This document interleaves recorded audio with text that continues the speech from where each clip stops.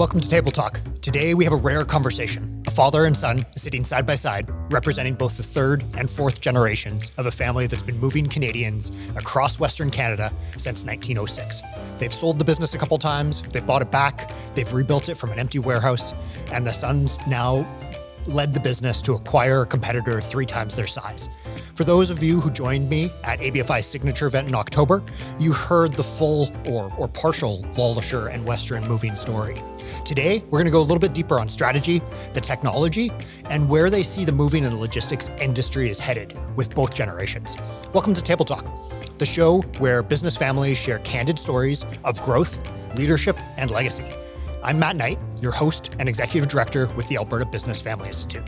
Today, I'm joined by Ted and Sean LeLacheur of Western Moving and Storage and Matco Moving Solutions. Ted has retired from the business as the president and was the third generation leader who knew from the age of 13 that he'd be in the moving business. He walked into a 10,000 square foot warehouse in 1995 and spent the next 20 years building it into one of Western Canada's leading moving operations before transitioning to Sean. The LeLacheur family, as I mentioned, was our signature family in October, and I'm so thrilled to have Sean and Ted joining me today.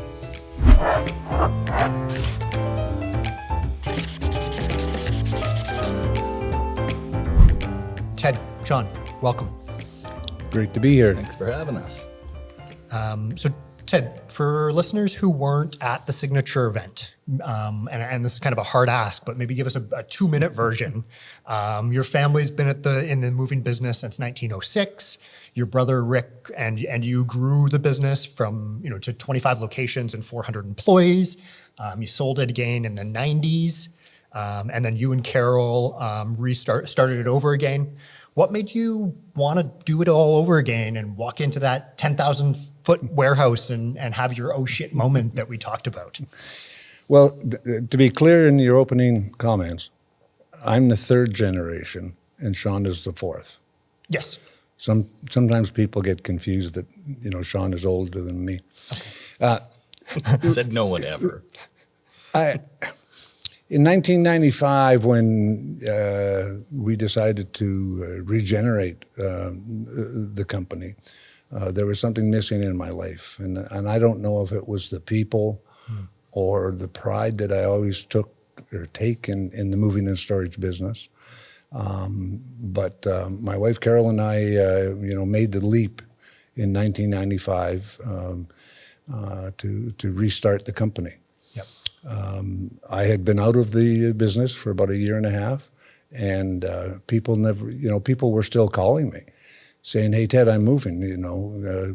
What's going on?" kind of thing. So there was some of that, and there was some historical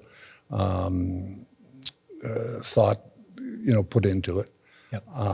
But it was an extremely nervous time. October the 17th, 1995. When I did sign the lease. Yep. And had absolutely nothing. The interesting thing was that ex-employees were walking in the door saying, "Ted, I hear you're back in business. Where do I sign my employment agreement?" Wow. Which was pretty cool. Yeah, so just from that relationship and reputation that you had in the industry. Yep. and with the people that used to work with you. Yeah, absolutely, Matt, and that's pretty important. The moving business, I guess, is like so many other businesses. It's a people business. Yep. Yes, we use trucks. Yes, we use forklifts. Yes, we use warehouses, but it's a people business, and so it was very important to me, and the business has been very, very good to Carol and I and our family, and I think we made I know we made the right decision. Yeah, it sounds like that oh shit moment turned out pretty good for you. That's right. So Sean, you didn't really plan on joining the family business from the beginning. You kind of build some of your own ventures and kind of adjacent businesses as you were kind of starting out. What kind of changed your mind for other maybe family business, next gen folks who are listening, who maybe feel that pressure of not knowing if they're going to join the business or not? How did you work through that? It wasn't that I didn't want to join. So I'd worked with Ted through high school, I'd work in the summers, and a little bit of university. I would drive for him, and it was more I wanted to try something on my own. And Ted and my mom Carol were like super supportive. Yeah. Give it a shot. They said, yeah, absolutely, go do your thing. And the ventures that I'd tried on my own before coming back, were probably largely unsuccessful. In some cases, right? Financially, they were unsuccessful. Yeah, very successful learning. And I go back to when I was probably 18, and I was coming back to work with the family business every summer. And when I was 18, they actually wouldn't hire me for that year. And that was the first time they said, you got to go work for someone else and see what that's like. See what it's like not having the last name of the owner, and go see what that's like being an employee. So I did that, and then I did come back to the family business a bit before I started my own things. And ultimately, I tried a bunch of stuff, and I remember, it was like a moment of vulnerability when I'd done some things, and some worked out, but some didn't. And I said, hey, I want to come back. And it was a genuine moment that I did want to come back. Like I wanted to come back, join the business. And they started me right back at the bottom of the totem pole, Yep. But it was good. It was a really nice feeling coming back and joining it and kind of being where you belong. Nice. And Ted, what informed you to kind of make that decision for you and Carol to say, hey, Sean, why don't you go cut your own teeth someplace else first? Well, I guess I've always said that our company is not a perfect company. And it's important that in Sean's case, go work for somebody else. My brother Rick and I were in the business, and Dad insisted that we go. Both Rick and I went to Toronto for a couple of weeks on different occasions and worked with other movers. See how they did things, because, maybe they were doing something different than we were doing. And that was a real education, certainly for me, and I know for Rick. And we're very big on I'm not sure if the word is mentoring, but I think it's really important. I just learned last week, I'm a Rotarian. I've been a Rotarian for 49 years. A fella from India reached out to me. His son is going to the U of A. And then we'll be going back to India to work in the logistics business. And he reached out and said, would you meet with my son and, show him your place and everything? And I'm just on cloud nine. Yeah, that's cool. How did he find you? Through the Rotary, Rotary. Rotary International. He just sent an email and said, I don't know if you're interested, but I see your name in the Rotary roster, and it just blew me away. Yeah, and awesome. So we have a meeting scheduled for next week, and I'm looking forward to it. And I think that's really important to mention that both Carol and I have been very gung-ho on helping people, teaching people. It wasn't unusual for another mover in town to call us and say, hey, we got a problem, can you or Carol help us out? And if it had to do with admin or paperwork, which I don't particularly care for, that was Carol's job. Yeah. If it was sales or operations, that was my job. And I treat the competitors with respect. Mm-hmm. They work just to make a living, same as we do. Yep. And you never know when you're going to need help either. They're always building those relationships are important. 100%, Matt. 100%. I always thought I just wasn't a very good employee. This is why you didn't want to bring me back. No, it was to be working for your mom and dad is a different kettle of fish. Mm-hmm. I worked for both my dad and my brother, and I actually had one of our employees about 3 months ago say, well, Ted, I'm a little confused. When does Sean ever call you Dad? He always calls you Ted. I said, well, then that's the way it happens. When we go to Sean and Malicha's house for supper, it's Dad. When it's at the office or something, it's Ted. And Carol and I have never had a problem with that. Yeah. I couldn't imagine being on the job site as a young kid. Oh yeah. Being like, "Hey, Dad." Yeah. And, in the transport world, I'd have been eaten alive. Yeah, like it would have been hard enough. Yeah. With the last name, let Oh, yeah. alone Yeah. how you interact. Like, They used to try and fly under the radar a little bit, and the people that knew was fine, but I would always try and fly under the radar. Ted, Carol, and just try and work harder than everyone else because you knew they were going to find out. So, yeah. try not. I was listening to a different podcast the other night. And there's one of the Samsung children. She, very, very close family. And she ended up going to work for the company and didn't tell anyone who she was. So it was almost like undercover boss. Undercover boss. But it wasn't set up that way. She just didn't want any of that reputation. Yeah. And then, once someone actually figured it out, she had already worked her way up. So it was a pretty interesting way to do it. And then it got a little bit more interesting because then she married her bodyguard, and that created a lot of drama. Oh yeah. Well, the problem with Sean is he's always hung out at the office, and since he was a little guy, and now he's taken his little guy to the office, and it's just second nature. If you go into work on a Saturday, you take one of the kids, and I can remember Sean fooling around in the warehouse, and Warehouses are a lot of fun. yeah, exactly. Yeah, it's a big field trip in my house. And, take my son to the warehouse, and it's a big day. Yeah. So we'll shift gears a little bit and talk a little bit more about kind of the moves that shaped where you are today. We talked a little bit about it in October as well. But Ted, let's maybe talk about the switch back in 2008 from Allied Van Line to United Van Lines. Pretty big pivot that we heard about then. Maybe walk us through that decision, what it meant for the company, and kind of what that means for listeners who might not know what a van line setup kind of is. Sure.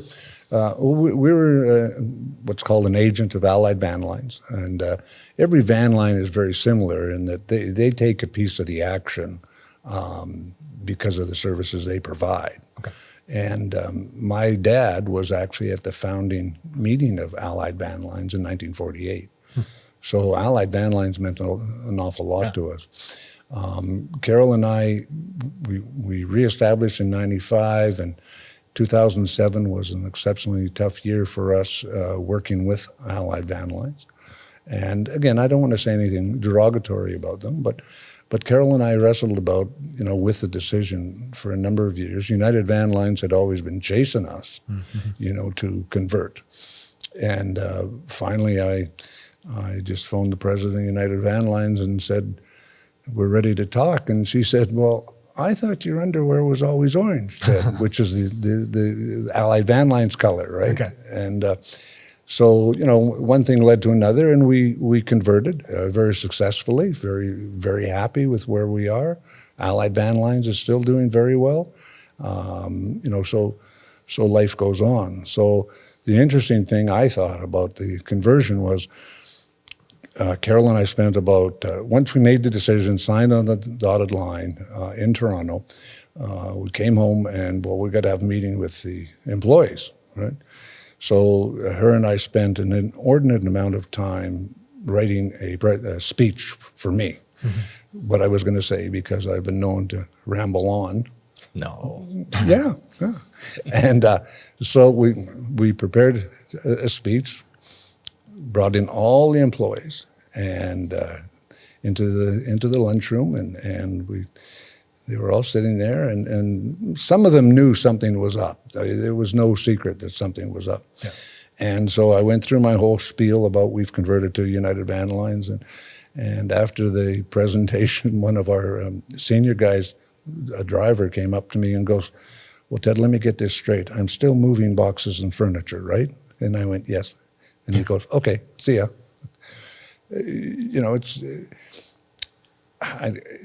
Some people hate the saying, but it's the same circus, different clowns, right?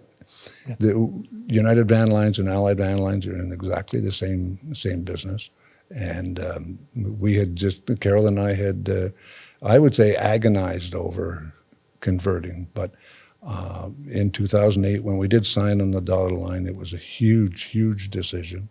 Yep. And we haven't looked back. We're very, one of the things for Carol with United Van Lines is United Van Lines is a Canadian company. And she's always been big on that. And the board of directors of United Van Lines knows where Moose Jaw is, right? Yeah. The fact of the matter, Allied Van Lines' head office is in the States.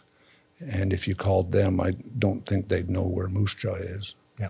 And Sean, that relationship is kind of carried out through today. I think you're on the board of United Van Lines now. What does kind of that partnership and support with them mean in this next generation of the business? Yeah, it's been great. I've sat on the board of directors now. I believe I'm coming into year 5 or 6. So I'll be the incoming chairman in probably 4 years. I'll be the chairman of the board, and so I spend quite a bit of time, working on that with them. And I'm fortunate to be surrounded, like he says, with a bunch of really great people that understand the business and have a really good geographical representation of Canada. Yep. Which is really nice. The whole model behind United Van Lines is very different behind the scenes than Allied Van Lines is. Okay.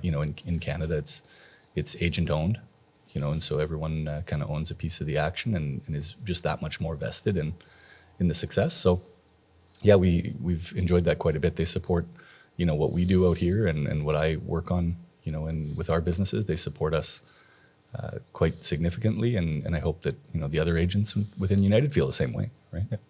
Nice. And then the other kind of big pivot that we talked about a little bit was the Matco acquisition or partnership a couple of years ago, where you described it as the little fish eating the big fish, going from a handful, a couple dozen employees up to 200 overnight.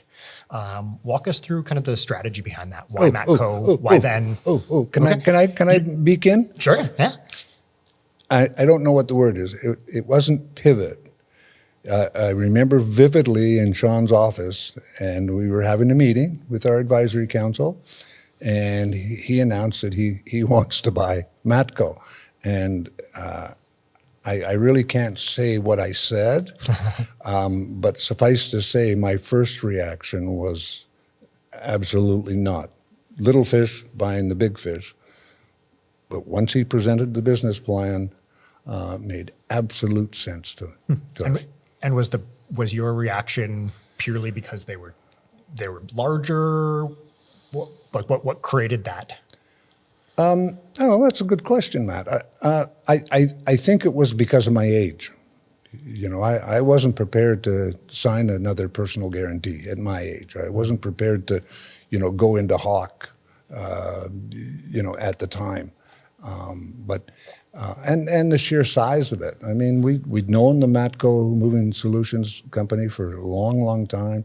They're a good company. They were well run, and it was. And to be quite honest, I think the thought of purchasing the big fish, as you call it, was scary for me at my age. Not for his age, but for my age. And so after he presented the full meal deal and so on and so forth, and we did a lot of work on it, kind of behind the scenes. It made sense to me. I believe your exact answer was F off. Yes, that was the exact answer. Yes, but you can't say that. And, you're on a podcast. You can't say that. We could get post edit that out, right? Or we could get one of those beeping machines. I'm sure we have. I'm sure there's that technology. Yeah. And what I've learned, Ted and I are wired very different, and and I learned a lot from him over the years, and I still learn a lot from him.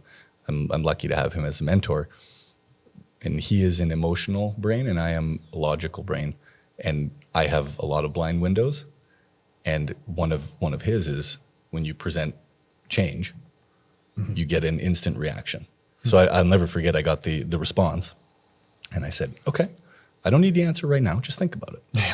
And, over the course of a week, I'd, present more info about why and what the logic was. And eventually, you came right around to it and saw the same thing I did. I think it was just that initial shock value that he never expected when you walked in that day. 100%. Yeah.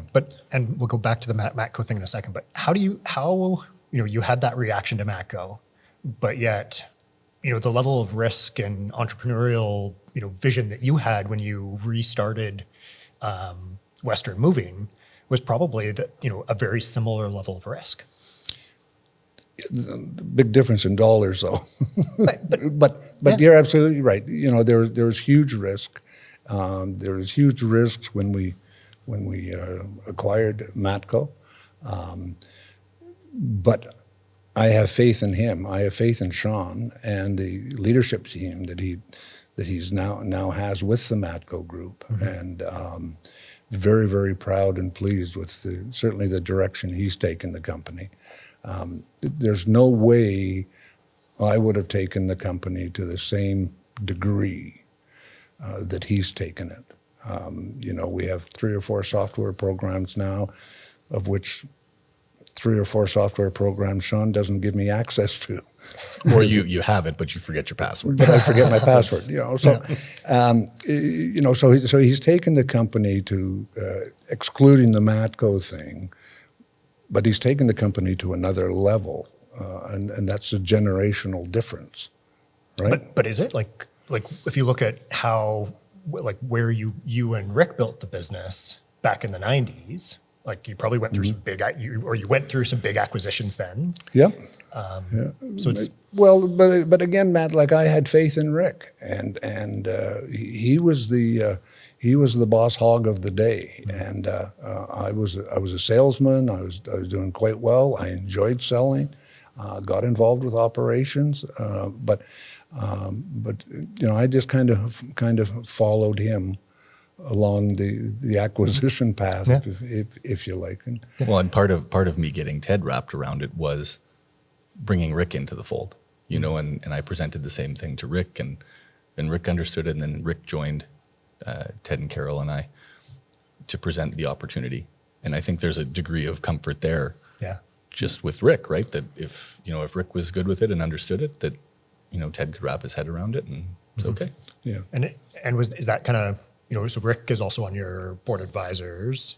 Is that kind of some of the acquisitions and growth that he went through? Like, is there some parallels there that you're looking to learn from? Yeah. It's the history of the family business when Rick and Ted were there.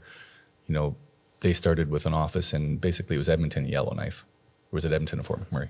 Well, it started out Edmonton and then Grand Prairie. And then Fort McMurray. No, Grand Prairie, then Yellowknife. Yeah. And basically Rick had a business model then of acquiring businesses and was quite aggressive. Yep. And spread across the country before him and Ted and the business decided to sell in the early 90s. So, what's nice with having Rick as an advisor, so he chairs our advisory board, and Ted and Carol both sit on that board as well. And then, so do you have external people on there as well, or is it just the 4 of you? We've started with just the family. Okay. So we have... And our CFO. Yeah, and our CFO. Yeah. And we have plans to add external, but it was a new process for us when we started it. And right now we got a really good rhythm. And I'm lucky to have someone like Rick as a mentor as well, who's lived kind of the current iteration that we're in about, we have a vision of what we want to be and where we want to go to get there. And he's kind of walked that path before and has a lot of really good insight as to how to go about it. And so it's very valuable, and he's involved in all the discussions for potential acquisitions. And even when we sold our records management business, he was involved in that from day zero. Yep. Okay. And then, so Matco was also a family business. I believe it was the Anderson family back in the day. They had, there's a transition in between the two. But how did that kind of play into it? And do you find kind of opportunities for, the culture that they have within the organization to fit really well with Western? Has that helped at all, or did that play into the strategy? Yeah, so it's actually Matco's 60th anniversary this year. Nice. So they were founded in 1966 with the Anderson family. And yeah, like you said, there was a family-run business for a long time. They sold in the, I believe, 2012, 2013 area. Yeah, it would have been something like that. Yeah. To Manitoulin Transport, which is a privately held company out of Ontario, but a very large privately held company. So there's just a little bit of loss of culture from a small family-run business to large business. So when we came in and acquired Matco from Manitoulin, I think there was a little bit of going back to the grassroots, going back to, family operated, local presence, within the territories and within Alberta. And so I think it's been a really nice, a lot of long-term staff that have been there from when the Andersons ran it. So I think it was, to some degrees, a nice moment to be able to come back to that grassroots family business. This episode of Table Talk is proudly supported by QV Investors. QV is an independent, employee-owned asset and wealth management firm with nearly 30 years of experience helping high-net-worth families and Canadian institutions grow their capital. If you're a family business leader thinking about your wealth, reach out to QV and have a conversation. Learn more at qvinvestors.com. Shift gears a little bit to kind of technology and what you both see as kind of the future of the industry. So Ted, kind of when you started in the industry, when you were restarting it with Carol, what did running the business look like from a technology perspective? What were some of the big changes you remember having to go through? Well, I can remember typewriters, Yeah. And I can also remember we typed all of our bill of ladings, as an example. And one particular day, the computers had crashed. We had to type a bill of lading, and Carol, being the girl that she is, we had a portable typewriter in the office. And so we pulled it out, and he was a young fella, and he kept looking around. And I was going, "What are you doing?" And he goes, "Oh, I'm trying to figure out how to turn it on." Right?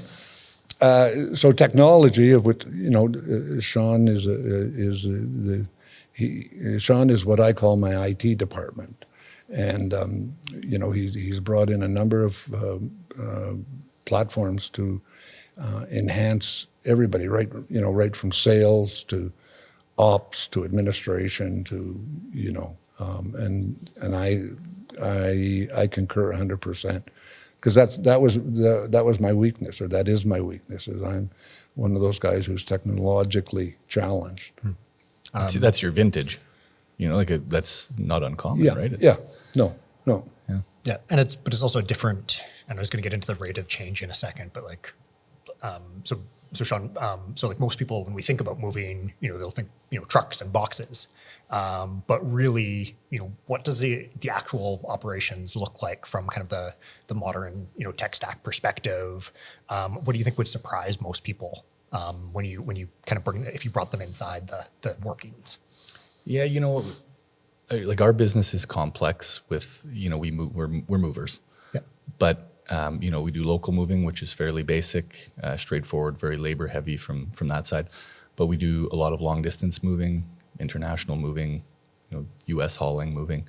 When you get into those longer distance, higher complication, even when we haul to the far north, like Inuvik and Norman Wells, which is ice roads this time of year, it's a lot of planning. So a lot of the operations teams spend a lot of time trying to optimize planning to make sure that, we maximize the amount of product that we can get on trucks while adhering to the delivery promises that we made. Yep. Everyone that we work with and we move, we tell them they're going to get their product in a certain time window. So it's important to balance that in. So the amount of technology we use on, for routing and timelines and within the current compliance world, times have changed a lot now with compliance in transportation versus when Ted was running the business. E-logs now and the compliance side, there's nowhere to hide. There's computer modules that are attached to the trucks that limit exactly how much you can drive in a day and all these things. So there's a lot of planning that has to go in to make sure that you can do it. And then, what about kind of AI and artificial technology in the business? How are you using it today, or how are you thinking about it today? What do you think are maybe some of the big opportunities? There's a lot of ways we're thinking of using it. The one way that we are using it now that's changed significantly is, we used to be an industry that was heavy in-person surveys. So if you're moving, we'd come to your home, take a look at what you're moving. The folks would have tablets and they would do all that in the home. When COVID happened, that kind of abruptly came to a stop. So we did a lot virtually. And what that spawned with the combination of AI is virtual tools that are AI driven. So rather than a sales rep having to record a virtual survey and go through that recording and pick out all the items that you're shipping and come up with the estimated weight, there's AI tools that we use now that will compile that list for you. Okay. At least to a first pass with, typically 85, 90% accuracy. So it cuts down the time required quite a bit. Yeah. And even from a client perspective, they like seeing it because it's well presented and much faster. So it allows us to get our quotes out a lot faster. Future, there's going to be a lot. We see it now in the analytics, especially with compliance. There's a lot of AI tools that are analyzing our data to analyze the trends, to analyze vulnerabilities or things that you need to improve. So there's a lot coming, I think, with any business right now. It's every vendor we work with seems to have some form of a beta AI or something that they've already integrated, and I expect that to continue.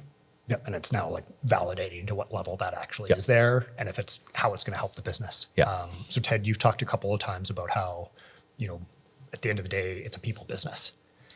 When Sean starts to talk about some of these, AI and the, the imaging going through someone's house and helping to create the packing lists and things like that,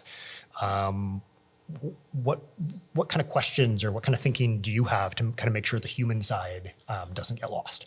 Well, it scares the hell out of me. Yeah. Because I am that, my son so adequately put, vintage. AI, scares me personally. But in talking to a lot of our employees, I can see, the real benefits of it. And I know he's Sean has looked at it and is open to it. But again, I think it's because of his age and my age. I think that AI, it's kind of like when the internet came in. Everybody was afraid of the internet. And now, even being retired, I can't be without it, right? Yeah. So I think that's the vein that older people have to take. The same can be said about internet.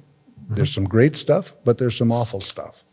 And I think the big fear with older people is, I don't know what the word is, fake news or like, if you see something on your tablet today, you don't know if it's legit or phony or, whatever. So I think you got to be very, very careful with it.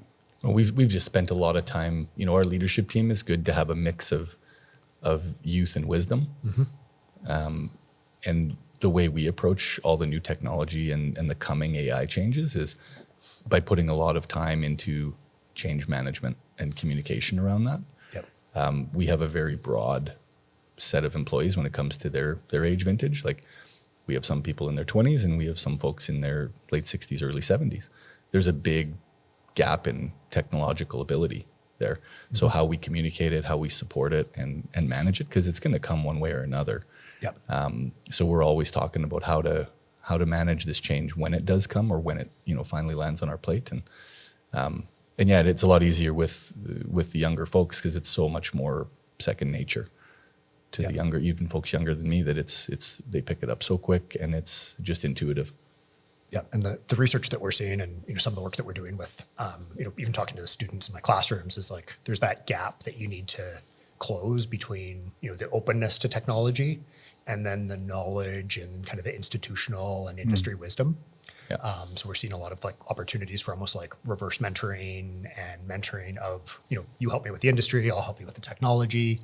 Let's go through and see how we can build this together. Yeah. So, one of the things that kind of brings us to is, I think one of the, large challenge we're seeing, in Alberta and across Western Canada is around, labor, especially in skilled trades and, places where you need to get people, good people in to help. Do you see technology as part of the answer to that?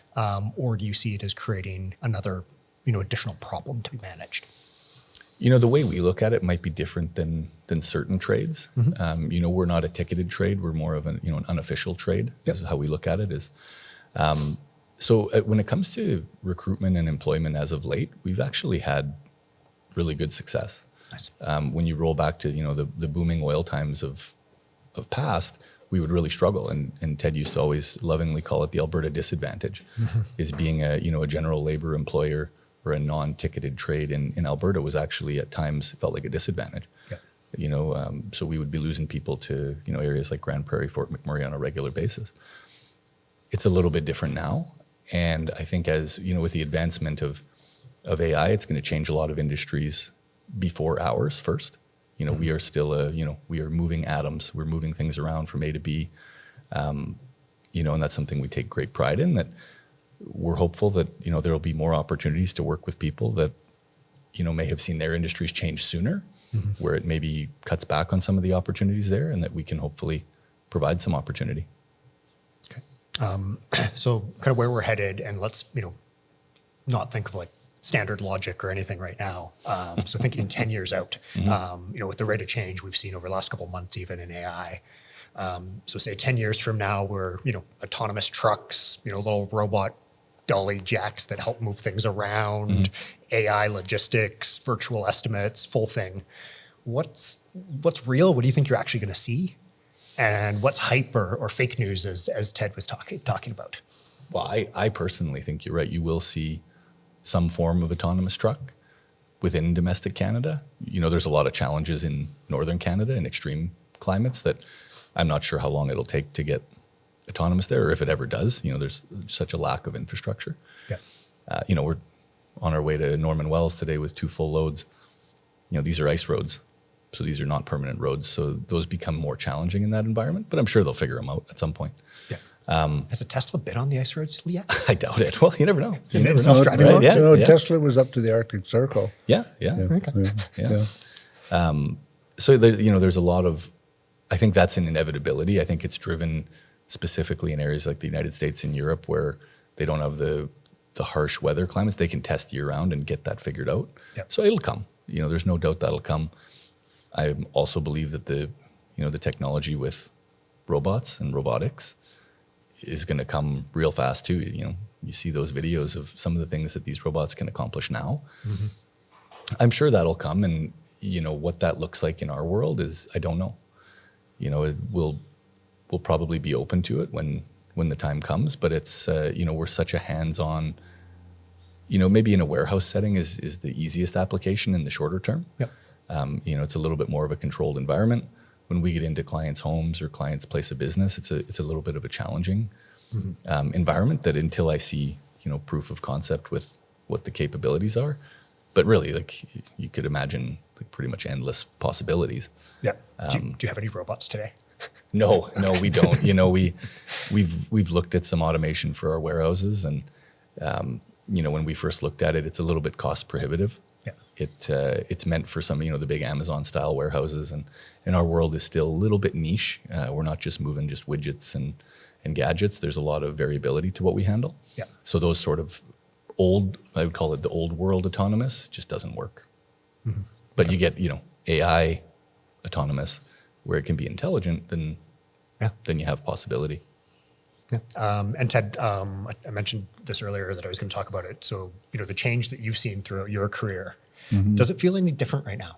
Like, is this faster change? Like, what would you told your 1995 self about where the world is going? And I know those are a lot of questions. Well, I grew up in an era with Dick Tracy on TV and using a phone, his watch as a phone.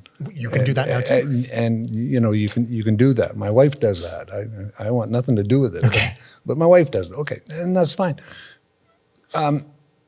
I think one of the changes is the general environment that we're in, between employees and customers. I think today customers are way more educated than they were, 5-10 years ago, because they're on the net. They're, doing their, as my wife calls it, the 411 information gathering, and has a lot of questions, probably more questions today than they had, 10 years ago, because they've got this basic information. Like people say about buying a car. Well, nowadays they do so much of, the investigation online. They just walk into a dealership and say, "That's the car I want." Yeah. So. So do you think consumers are much more informed today? I do. I think that they're smarter, and I think the industry is smarter too. I think the industry has done a remarkable job of our industry, the moving and storage industry, to keep up with the times, as Sean's indicated with the virtual surveys. Mm-hmm. A number of years ago, if we had a prospect call us from Whitecourt and say, I'm moving Whitecourt to Calgary, well, it's 110 miles to Whitecourt. So, a salesman would drive up to Whitecourt, spend an hour and a half with the customer, drive back, and that's half a day for one survey. So, I really see the advantage of things like that. The software programs that he's got our folks involved with is a little bit above, a lot above my pay scale. So, Sean, thoughts on a similar question? Like, what do you think about the rate of change today versus some of the other things you've seen in your career? The biggest thing now I see is it's the rate of the rhetoric. There's a lot of talk of what it's going to look like in the future, and I think that's what gets everyone's mind racing. I think the current day, tools like OpenAI and they're great tools. Yep. Some of the rhetoric we hear about what's coming with autonomous vehicles and robotics, it makes your mind wander for sure. I'll be curious to see what the adoption is and when it actually goes to actually the workplace. Yeah, a little bit more mainstream. Like outside of I would say the extreme rhetoric of what the future might look like, I don't think the rate of change has been unmanageable in the short term. If some of that rhetoric comes true, that's a different speed of change for sure. That'd be a big level change. Okay. Shift gears a little bit before we wrap up. Do a little bit of what we call our lightning round. So this is going to be difficult. I'm going to do like 4 to 5 questions, but I want very, very short answers. Why do you look at me when you want short answers? Everybody looked at you. You had a disclaimer at the beginning. Yes, you said it yourself, so I'm just playing into that. So quick questions. So first, for both of you, maybe we'll start with you, Ted. Hardest part about working with family? Working very hard after hours, not to discuss business. Okay. John, same question. Yeah, leakage into your personal life. We work really hard not to talk about business, but it's impossible, right? It comes up, and that's okay. It's in our fabric. Yep.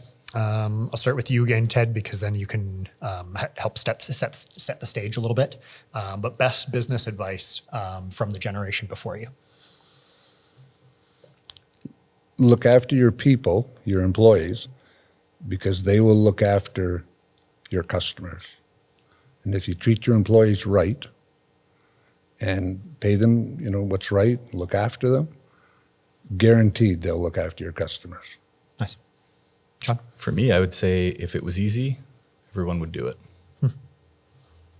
Nice. Okay. We'll start with you this time, Sean. Weirdest thing your team or you have had to move? Oh, man. Yeah, we've moved some interesting stuff. I would say the weirdest one was a mummy, like an Egyptian mummy that was here for a showcase. I don't know if you remember that. No. Okay, so not like someone's personal mummy. No, like, no. God, like it was like a museum yeah, type mummy. Yeah. Okay, not just some like private mummy collector. No. Okay. Well, they may exist. Yeah. But, yeah. Ted, thoughts? Weirdest thing? Yeah, I can't recall the mummy story, but I'll never forget that. But it's a good one. I think the weirdest move I got involved with, there was a gal moving to Vancouver Island. I went to see her. Well, when on the phone she says, "Now I have to warn you, I have some stuffed animals." I said, "Okay, well, fair ball." So I get to the house and I walk in the house, and as soon as I walk in, there's a 7-foot fabric giraffe that used to be at the bay. Okay.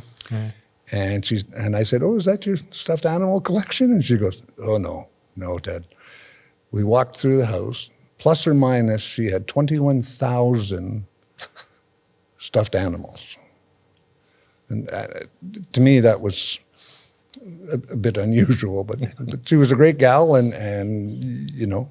And that's where you're charged by volume, not weight, right? No, unfortunately, she was moving to the island, so it was by weight. So yeah, well, good point, Matt. I remember we moved the Magna Carta once. Do you remember that? Yes. Yeah. Yeah. Cool. Yeah. Yeah. We've done some interesting stuff over the years. Yeah, we moved the Edmonton Police exhibits from their downtown to another location, and secret location, and we were going to have a truckload of guns, and so when we met with the police, and I said, look, we're registered with the federal government for moving of guns. Gun, not a truckload of guns. And they said, don't worry, Ted, it's all looked after. I had a concern about the amount of guns in the truck. They had a concern that the truck might be hijacked. So they assigned SWAT front and back, and me further back following the truck and the SWAT team. They actually had SWAT follow the truck right to the destination.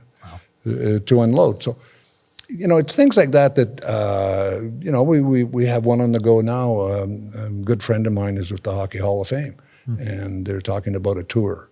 And this is the Jack Adams Trophy and the Conn Smythe Trophy and the things of that nature. And it's remarkable that the type of businesses that we do work for. Yeah. And it's not just household goods, you know, residents. It's not just office furnishings. You know, we do an inordinate amount of hotel business. Yep. Which is kind of cool because you can really see, you know, going into a refurbished hotel, you go in and it's bare walls, and then when we leave, everything is there. So. Yeah, no, John and I were talking about that the other week, and it's fascinating to think about that side of moving, of getting everything moved through a hotel and getting all the. Yep. You know, furniture, and you know, because they always have that built-in stuff, so getting that all replaced and you know, attach the pictures to the wall, and you know, you know, blah blah. So that leads me to a similar question. What do you think? What's the hardest move you've ever had to make? And for you, the moves I never did like was what I would call the high-profile moves. When we moved Premier Lougheed down to Calgary. We kept it very quiet, you know, but it somehow had got out, and the next thing, you know, we know there's television cameras and the Journal is down there and things. I was just too much of a perfectionist. I sweated bullets, you know, with the high profile moves, just in the event of, you know. So not your retirement. Not my retirement, except this Hockey Hall of Fame tour I'm in charge of. So, okay, John, thoughts? You know, I can think of one, and it was a professional athlete here out of Edmonton moving to the U.S. And I remember just the vast amount of stuff that was all unique, like challenging, big, awkward, expensive, and we sent almost 3 tractor trailers from this home down to the U.S. And had to, you know, make sure we had the right people to do it, and even to catch it down in the U.S. And you know, like he said, they're high profile and challenging. You know, very, very challenging to make sure that you handle that stuff with due care and attention. Yeah. Okay. And then another question for both of you. So, if Western moving didn't exist or never existed, what do you think you'd be doing? Oh, I don't know how I'd answer that, Matt. I mean, you know, I started, the rule in our house was when we turned 13, we went to work at the company in the summer and the holidays. And, you know, I'm well retired now. I wouldn't say vintage, but well retired. And so I started in the business when I was 13 years old. No doubt I'd be a salesman because I like to talk, you know, but that's a difficult one for me to answer. Okay. John, you know, you initially said you'd wanted to be a Walmart greeter when you retired because you get to just talk to people. That's right. So, you know. So if Walmart listens to this podcast, I'm available. You're open. Yeah. Yeah, if the Walton family is listening. Just provide a chair. Yeah. Yeah. There won't be a greeter role in the new Atchison warehouse? Unlikely. Yeah. Okay. Unlikely. Yeah. Yeah. Me, I would definitely do something with like the thing I like about what I do is talking to a bunch of people. So it would be anything to do where I could have good variety, talk to a bunch of folks, ask questions. That's what I get energy from, is just talking to people. So anything that could do that. I could be a Walmart greeter. I could be a salesperson. I could be a customer support agent. Anything like that. Okay. So maybe I'll ask this question, and you can go either direction. Actually, but first I'll ask mine. I have one question I try to ask on every podcast. One book that you would recommend to people the most, or do recommend the most, and why? Well, I'm not a huge reader. My wife has got me reading, and I'm a James Patterson, very easy read, words that I can understand, and good books. And I enjoy it. I just recently finished the Mark Critch book, from CBC, and I really enjoyed that. Any kind of like thinking back to like a business book or leadership book? No, hell no. No, Not your style. No. not my style. Okay, Sean. One that I really liked, and maybe it's because he's been through town here, was Awesomely Simple, which was John Spence. Yep. And I quite enjoyed that. That was probably one of the first like business books that I'd read, and recently I've been reading a lot of books around like Navy SEAL mindset and just what it takes to be gritty and stuff like that. So yeah, those are Cool. So this question you can answer either way, either future focused or past focused. But what kind of do you feel should be the LeLacheur or Western family's biggest accomplishment or legacy that you want to leave or accomplish that you made? Like, what do you think's the defining thing on either side? Kind of an awkward question, but. Well, no, I think I understand where you're coming from. I go back to the employees. Up until you can find a robot to pick up that fridge in the basement and take it to the truck, you're always going to have humans doing it. And I think that the looking after the employees, to me, is paramount. Yep. I want people to be proud of where they're working, proud of what they do. Because it is, as Sean has indicated, it's an unticketed profession. Mm-hmm. But you see a van foreman out there loading one of our trucks for Ottawa, and these guys are professional guys and girls. We have a number of gals that are working for us now in warehouse positions and packing positions, and so That's the people. Sean. I think it would maybe center around opportunity. I agree with what Ted said 100%. Like, our people are everything in our world, and I would want people to think that when they worked with us, there was opportunity. An opportunity to get a start, and an opportunity to prove worth, and an opportunity to kind of go along for the ride, and get a glimpse into the crazy head of the LeLacheur family and see what we put together. Awesome. Well, Ted, Sean, thank you both very much for being here with me today. What strikes me most is really kind of that generational thread and story. So everything from, Ted, you walking into the warehouse, wanting to restart it for the people, to, Sean, you walking in and wanting to, kind of grow and continue that entrepreneurial legacy that the three generations prior had kind of built. So I see a lot of kind of connection and camaraderie, even though you both define risk differently. But I think in that ability to take opportunity and turn it into something real. Yeah, thanks. Thanks for having us. Yeah, this was great. Thanks, Matt.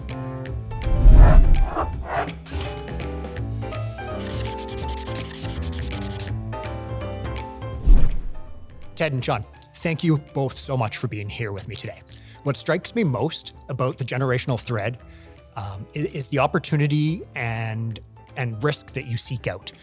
Both Ted walking into an empty warehouse in 1995 and never looking back, even though he calls it his oh shit moment, to Sean walking into a company 3 times his size with the hope to integrate it successfully as they have.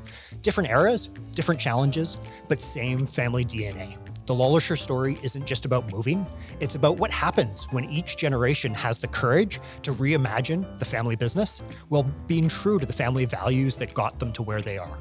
So if you enjoyed this episode, follow Table Talk to stay up to date on new episodes. If you want to connect, you can reach out to me at matt.knight@ualberta.ca.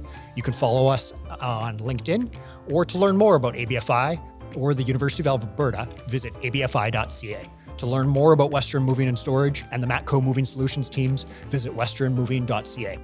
Once again, I'm Matt Knight.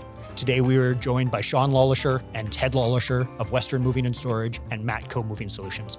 Thank you for joining Table Talk. We'll see you next time.